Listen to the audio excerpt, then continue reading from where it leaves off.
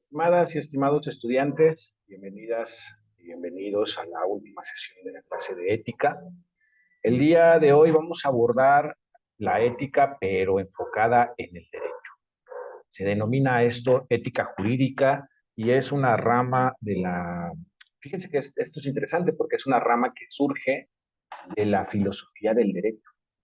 Entonces, obviamente digo, está todo vinculado, pero en realidad su enfoque, pues, el centro, ¿no? Está en el derecho y en el comportamiento del abogado. Ojo, estos son los dos aspectos que nosotros vamos a ir mezclando a lo largo de la sesión, porque en este caso la ética jurídica no solamente implica la conducta del profesional del derecho, también implica la cuestión de la construcción de las normas.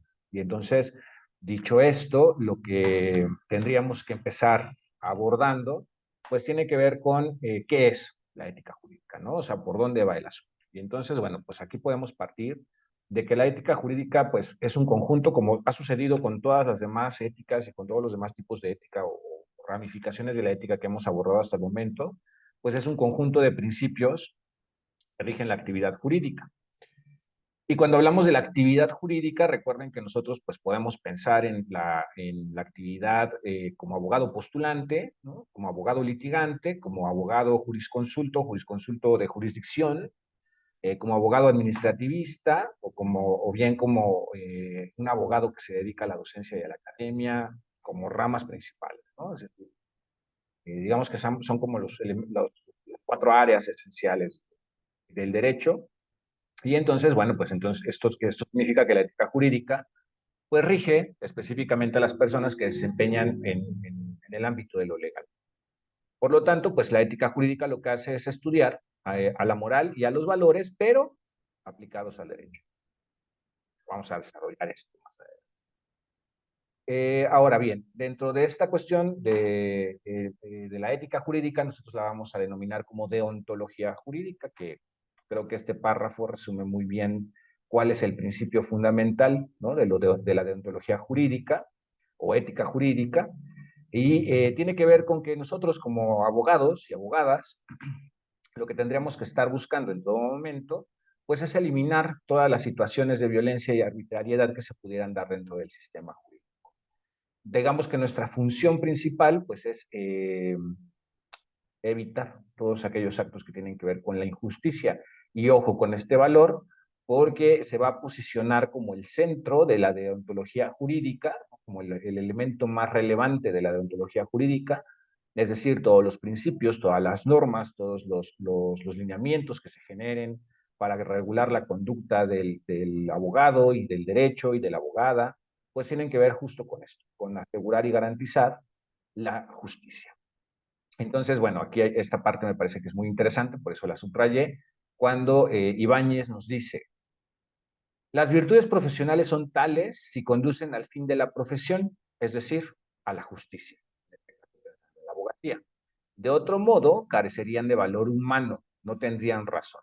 Es decir, si la conducta del abogado o de la abogada no están enfocadas a resguardar, garantizar y asegurar la justicia, no tendría razón de ser su pertenencia al gremio, incluso no tendría razón de ser la misma existencia de la actividad legal.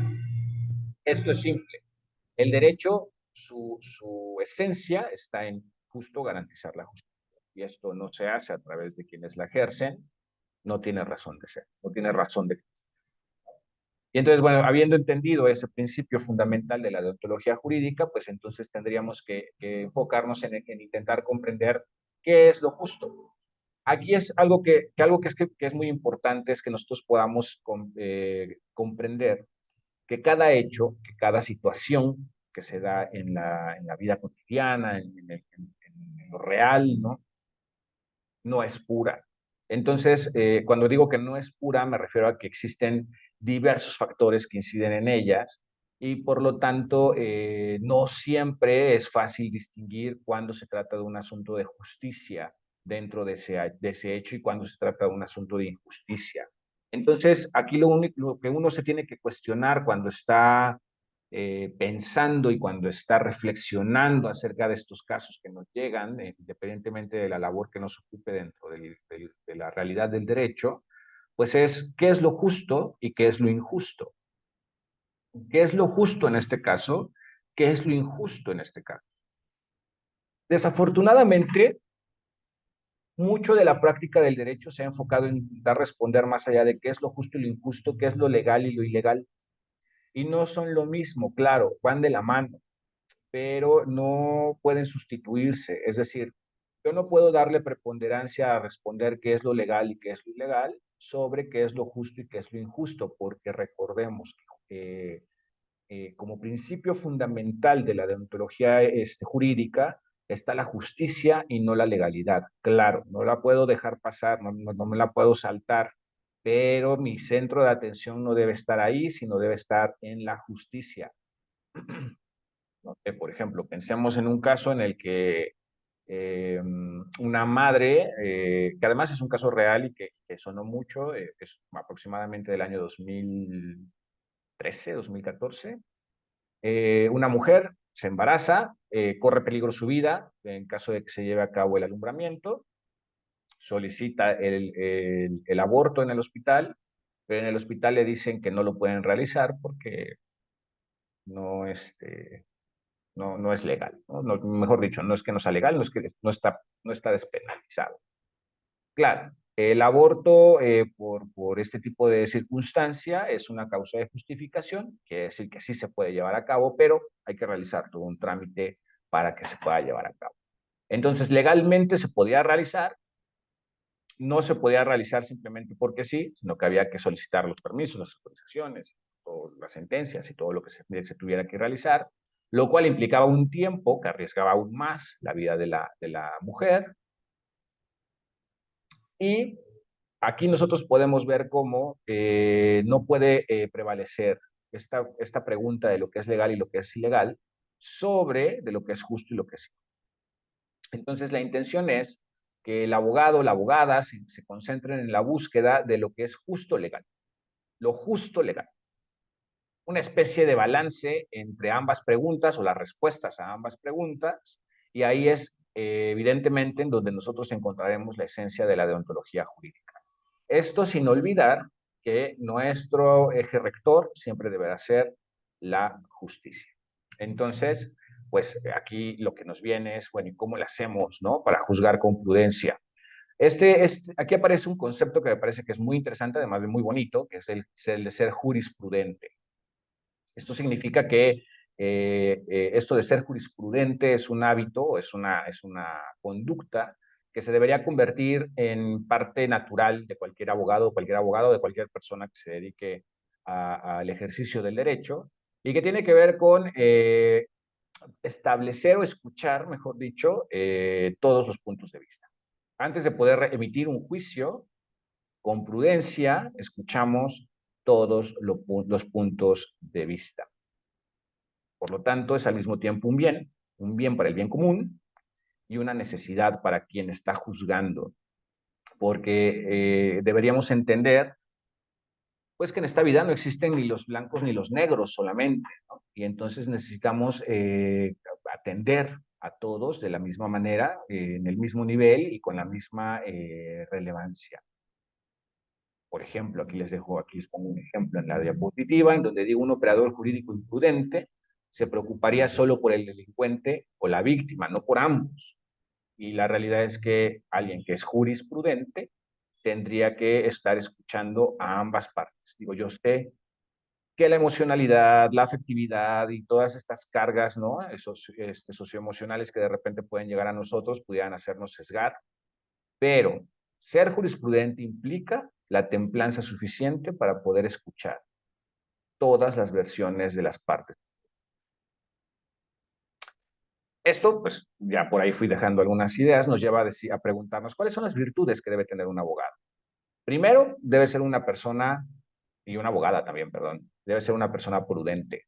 Esto significa que debe saber actuar, guiarse por medio de la razón y el conocimiento de la verdad. No dejarse llevar por la emoción, no dejarse llevar por los sentimientos. Nosotros en el derecho quienes nos dedicamos a la abogacía, debemos siempre preponderar la razón.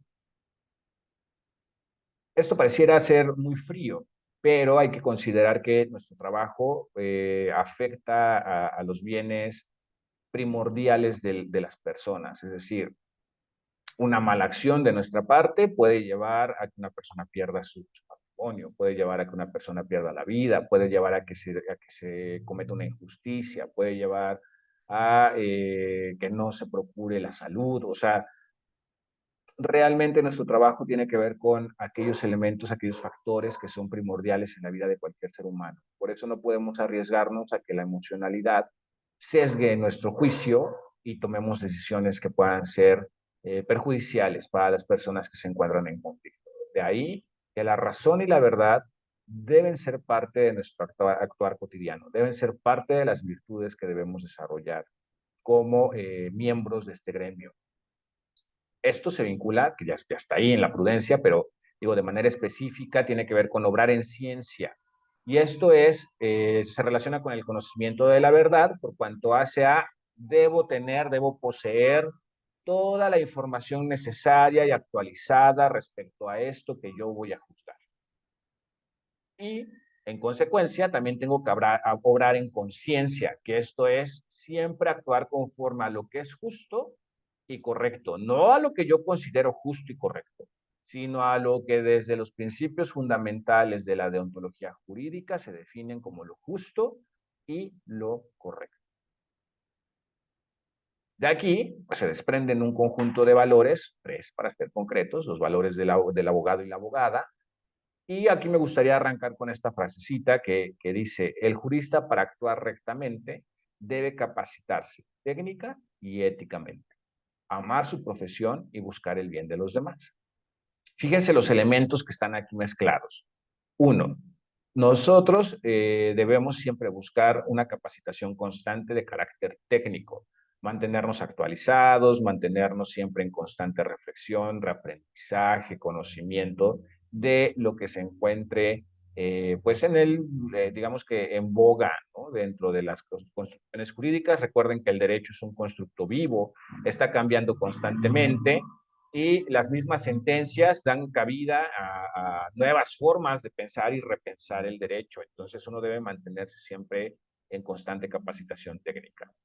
Evidentemente también requerimos de la capacitación ética para comprender, reflexionar e interiorizar qué es lo justo y qué es la justicia. Esta debe ser una pregunta que nos tenemos que hacer siempre, en todo momento. ¿Qué es lo justo? Por supuesto, pues amar la profesión. ¿Se acuerdan que la sesión pasada hablábamos acerca de la vocación, que se vincula directamente aquí? Y buscar el bien de los demás, que es ahí en donde se encuentra mucho de lo de ser justo. El bien común debe ser nuestra bandera, Isaac. En todo momento, nuestra búsqueda tendrá que ser por el bien de todos o de la mayoría. Y bueno, esto nos lleva entonces a aterrizar las ideas en 3 valores concretos. El primero de ellos es la justicia. Y les decía al inicio de la clase, no pierdan de vista la justicia porque la justicia va a ser el centro de todo lo que hagamos, de toda nuestra actividad. Y justo la justicia se entiende como el actuar recto y conforme a derecho. Esto tendría que llevarnos a alcanzar la armonía y la paz. Y ahí está justo el punto clave para que nosotros podamos cuestionar qué es lo justo. La idea es que la justicia tiene que ver con que si nosotros nos apegamos a lo que está establecido y actuamos conforme a lo que se nos ha establecido como conductas aceptadas, es actuar recto, ¿no? Y conforme a derecho, el resultado debe ser el logro de la armonía y la paz.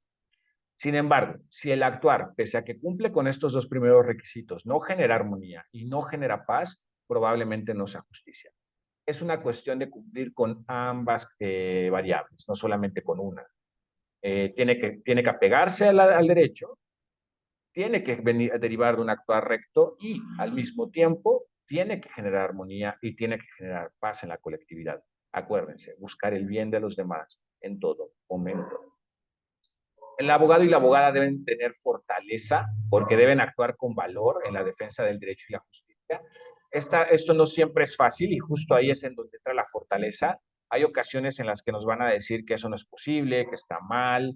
Hay casos en donde incluso los abogados y las abogadas han sufrido amenazas, han sufrido intentos de coacción, pero bueno, la idea es que el abogado siempre se mantenga firme, que se mantenga fuerte ante sus ideales y que defienda el derecho y que defienda sus causas, pues en todos los sentidos y en el máximo. La templanza, que tiene que ver con ordenarnos a nosotros mismos, moderarnos, aprender a moderarnos. Y esto, pues, deriva o es resultado de la búsqueda constante del equilibrio que nos lleva a propiciar conductas que sean principalmente honestas. Obviamente eso tiene que ver con uno ejerce la templanza cuando no se deja llevar, ¿no? Por el apetito de tener más o de cobrar más y que eso nos lleva a abusar. Uno debe mantenerse equilibrado, eh, saber gobernarse, saber mantenerse siempre con los pies en la tierra. Eso se refiere a la templanza. Y entonces, bueno, esto nos lleva a que los principios de la deontología jurídica en sentido general, ¿no? Que ya no solamente le aplican al abogado, sino que aplican a toda nuestra actividad y a toda nuestra profesión, pues tienen que ver con mantenernos siempre íntegros profesionalmente, obviamente en defensa del bien ajeno y al servicio del bien común.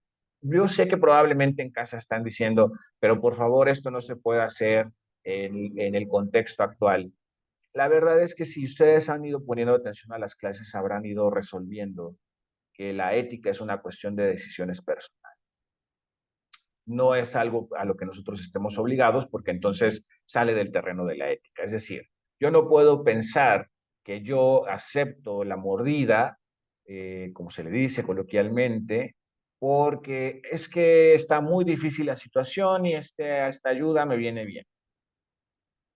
Eso es descargar la responsabilidad a un constructo social, a un contexto que va más allá, que está fuera de nuestro control y evidentemente no es terreno de lo ético. Es ético cuando tú decides, o digamos que se somete al estudio ético, cuando nosotros decidimos realizar la conducta de aceptar. Porque más allá del contexto, es una situación que está bajo nuestro control. Y por lo tanto, nosotros debemos asumir la responsabilidad de esa elección. Acuérdense que en la segunda clase hablábamos de libre albedrío. Esto evidentemente desarticula muchos argumentos que tienen que ver justo con el cómo justifico, ¿no? Mi conducta sin asumir la responsabilidad de la misma.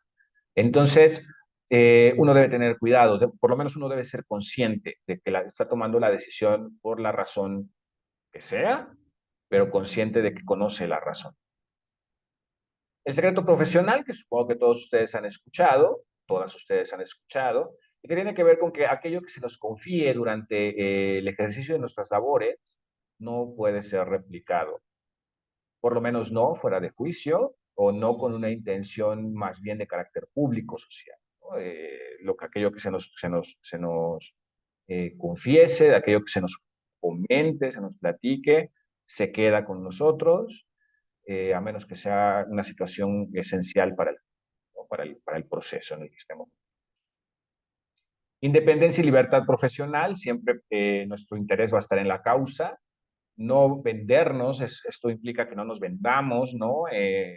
No vendamos nuestro trabajo, estos casos de muchos abogados que se venden a la parte contraria, por ejemplo, y es incorrecto, es éticamente incorrecto, está fuera de lo que los principios de la deontología jurídica nos marcan, y pues nosotros deberíamos buscar mantenernos en este orden, de mantenernos siempre en independencia y libertad profesional para ejercer nuestro trabajo como es debido.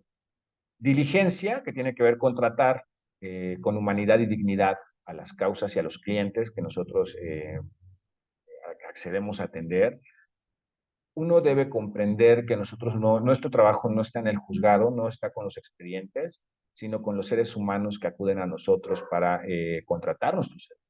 Entonces, debemos actuar en armonía con eso, atenderles en armonía con eso. Desinterés, que no tengamos ningún interés dentro de la causa que estemos litigando, ¿no? Que estemos libres de acción, que se vincula con el anterior, Y bueno, la lealtad profesional, que es una vez que aceptamos una causa, hasta el final con ella, procuramos que resulte en lo mejor, genere el mejor resultado posible y no simplemente la abandonamos porque sí, tenemos que ser leales con la causa y con nuestras clientas. Y entonces esto nos lleva a la otra cara de la moneda que tiene que ver con la axiología jurídica. Y esta parte de la axiología jurídica, acuérdense que lo axiológico tiene que ver con los valores. También es conocida como la teoría del derecho justo. Y esta es una parte también de la filosofía jurídica que lo que hace es cuestionar e intentar descubrir, pues, cuáles son los valores que deben inspirar al orden jurídico. Fíjense cómo venimos de cuestionar el actuar del abogado y caemos en cuestionar la construcción de la norma. A este punto ustedes ya deben saber que todas las normas tienen impregnado, tienen ahí inserto un valor social, es decir, la norma, la fuente de su nacimiento o una de las fuentes de su nacimiento son los valores. Entonces, todas ellas tienen ahí en su redacción implícito o explícito un valor. Y entonces por eso es que la axiología jurídica lo que hace es cuestionar si ese es el valor que debe estar ahí o cuál debería estar, ¿no? O en qué sentido se debe interpretar, en qué sentido se debe comprender. Entonces, digamos que toda esta construcción de valores, este análisis axiológico, lo que tiene que hacer es enfocarse a, nuevamente, la búsqueda de la justicia. En la actualidad hay una cuestión muy interesante porque han sido los derechos humanos los que han ido marcando la pauta acerca de cómo se interpreta esto y acerca de cómo se construye esto. Y han puesto en el centro algo, el concepto o el constructo de dignidad humana. Hoy la justicia se entiende en gran medida desde el resguardo de la dignidad humana. Y entonces los valores que están dentro, que están permeando a las normas, deben estar enfocados en el resguardo de la dignidad humana. Cuando una norma no resguarda la dignidad humana, muy probablemente ese valor no sea adecuado para el contexto y para la sociedad. ¿Cuáles son los elementos principales de la axiología jurídica? Ya lo dijimos, relativa a los valores jurídicos, aluden a la búsqueda de los valores que integran el derecho positivo, se materializa, y este aspecto es muy importante, se materializa en las idealidades del derecho. ¿Cuáles son las idealidades del derecho? Las redacciones de la norma. Cuando nosotros vamos a la Constitución, por ejemplo, y vemos cada uno de los artículos y lo que expresan esos artículos, esa es una idealidad. ¿Se acuerdan que en alguna de las sesiones veíamos el ser y el deber ser? Bueno, pues justamente el ser y el deber ser rigen esta dinámica entre lo que es y lo que debería ser, y ese debería ser es la idealidad jurídica que está trastocando a la norma escrita, a ese parrafito o conjunto de parrafitos que están ahí enlistados dentro de las leyes y que contienen valores que están ahí expresados, los valores de manera tácita o explícita. Esa es la idealidad jurídica. ¿Cómo sabemos su función o cómo nos damos cuenta de si funcionan o no funcionan? Cuando esas idealidades son aplicadas, es decir, cuando llega el caso al tribunal y el tribunal utiliza la norma para dar una resolución a ese caso. Ese valor, entonces, en ese momento, una idealidad se convierte en una realidad cuando se aplica. Y es justo ahí cuando después de que el juez se pregunta si es justo, si es injusto, si es legal, si es ilegal, cuando escuchó a todas las partes, etcétera, es ahí cuando se da cuenta si los valores son acordes para la búsqueda de la justicia, entendiéndola en términos de la dignidad humana. Entonces, bueno, aquí como anotamos, se sujeta al ser y al deber ser. Y bueno, aquí viene ya como parte del cierre una parte que es muy interesante y que la dejo aquí como para su reflexión. Existen diferentes códigos éticos. De hecho, existen muchos códigos éticos para el abogado. Cada país, los colegiados, existen muchas formas de comprender las acciones que debería, o las conductas que rigen éticamente al abogado y a la abogada. Pero lo que hice aquí fue como intentar crear o construir una síntesis de los más relevantes, ¿no? Como cuáles son los aspectos comunes de los más relevantes y bueno, se generó este otro decálogo, es un decálogo también, pues que está inspirado en los distintos decálogos. Y entonces, bueno, aquí primero es la sujeción a la máxima justicia. En los decálogos más antiguos se conoce como la sujeción a la máxima justicia, pero pensada desde Dios. Porque se decía, se solía decir que Dios pues era el principal garante de la justicia, ¿no? Quien, digamos que el guardián de la justicia y que por lo tanto uno cuando salía a postular, a litigar un caso, pues tenía que resguardarse a Dios, ¿no? Solicitarle la ayuda a Dios. Hoy la idea es que nosotros pues nos sujetemos a la máxima justicia y que obviamente tiene que ver con estos principios deónticos que hemos estado revisando. Por supuesto, esta cuestión de la dignidad humana, ¿no? Sería la búsqueda de nuestra máxima justicia identificada, interpretada el día de hoy, en la actualidad, es la garantía a la dignidad humana. Y entonces, bueno, tendríamos que sujetar nuestra conducta a eso, a garantizar esa máxima justicia que es el fin principal de nuestra actividad laboral. La segunda regla, ¿no? De este decálogo es negarse a los casos que son injustos. Aquellos casos que son perniciosos para nuestra conciencia, que dañan nuestro nombre profesional, aquellos casos que sabemos que están ahí y que vienen ya con este carácter de injusticia hacia nosotros, son casos que deberíamos y podríamos negarnos a atenderlos. Probablemente existan muchos posicionamientos porque en la vida real alguien tiene que litigar esos casos. Hay mucha gente que lo hace. Digamos que en la práctica finalmente son nuestras decisiones y cada quien asume su responsabilidad, pero desde lo ético creo que es clara la cuestión. O sea, si mi búsqueda o mi labor está enfocada en garantizar la justicia, cuando yo acepto un caso que sé que es injusto, pues evidentemente voy en contra.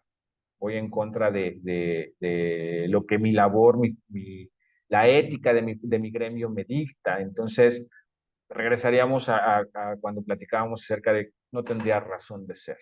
No tendría razón de ser mi actividad y no tendría razón de ser mi profesión. El tercero, pues es más sencillo de comprender, mesura en el cobro. Aquí es lo justo. Lo justo entendido como lo que he aplicado de trabajo es lo que cobraré, no más allá. No abusar del cliente, no abusar de su causa y de su necesidad o de su desesperación incluso. Lo justo, siempre lo justo. El impedimento a utilizar medios ilícitos e injustos, bueno, esto creo que tiene que ver, y que es una situación que todos conocemos, tiene que ver con pues el dar dádivas, el intentar mover relaciones, compadrazgos, la corrupción en todos los sentidos tiene que ver con esto. Si nosotros como abogados patrocinamos estos actos, pues no solamente pone en cuestionamiento nuestro actuar ético, también pone en cuestionamiento nuestra capacidad técnica. Si alguien tiene que recurrir a estas cuestiones, muy probablemente, no lo aseguro, muy probablemente tiene que ver con que no conoce realmente su trabajo, no lo domina y por lo tanto, pues necesita recurrir a estas artimañas, ¿no? Un buen abogado, una buena abogada sabría qué hacer y no tendría por qué pagar o no tendría por qué patrocinar actos que son ilegales o indebidos. El trato al cliente, que ya lo hablábamos dentro de los valores del abogado y la abogada, ser diligente, bueno, pues tratar al caso del cliente como si fuera nuestro, como si fuera de nuestra familia, como si fuera algo mío, como si fuera algo que me estuviera pasando a mí. Celeridad del trabajo. Este tiene que ver con no alargues los casos con tal de cobrar más. Están vinculados, si ustedes se dan cuenta, ¿no? Es una cuestión de tómate el tiempo que requiere el caso, no más, y mucho menos si se trata de que lo estés dilatando para poder cobrarle más dinero a la gente. O sea, creo que es una cuestión de evidencia, ¿no? Es evidentemente no solamente amoral, ilegal, y pues por supuesto va en contra de los principios deontológicos, ¿no? Del derecho. Uno debe estar siempre consciente de nuestra propia capacidad, tanto técnico, es decir, si yo no sé del caso, si no tengo experiencia, si no lo domino, o pido asistencia o no lo tomo. Si no tengo el tiempo, no lo tomo. Uno tiene que estar siempre consciente de cuál es su capacidad. Nuestros actos todos o nuestras omisiones pueden generar perjuicio sobre los asuntos de los clientes y sus vidas, y las repercusiones pueden ser verdaderamente graves. Así que uno debe ser honesto en todo momento con uno mismo y con su cliente. Hay que amar la justicia y la honradez, tiene que ver con el sentido de la vida, tiene que ver con la felicidad, tiene que ver con la vocación. Si uno va en contra de estos dos, pues va en contra de todo lo que el derecho es, ¿no? Entonces, nuestra actividad realmente no es una actividad legal, o sea, no es una actividad jurídica, ¿no? Es una serie de artimañas que utilizamos, pues sí, para la sobrevivencia y la obtención de ingreso, pero no éticamente, jurídicamente y éticamente válida, ¿no? Estamos obligados a indemnizar a los clientes siempre y cuando, y ojo con esto, estamos obligados a la indemnización de los clientes siempre y cuando nuestra conducta haya sido negligente frente a su caso. ¿Y qué quiere decir esto? Que probablemente por falta de pericia o por falta de atención, su caso perdió oportunidades o se vio desventajado.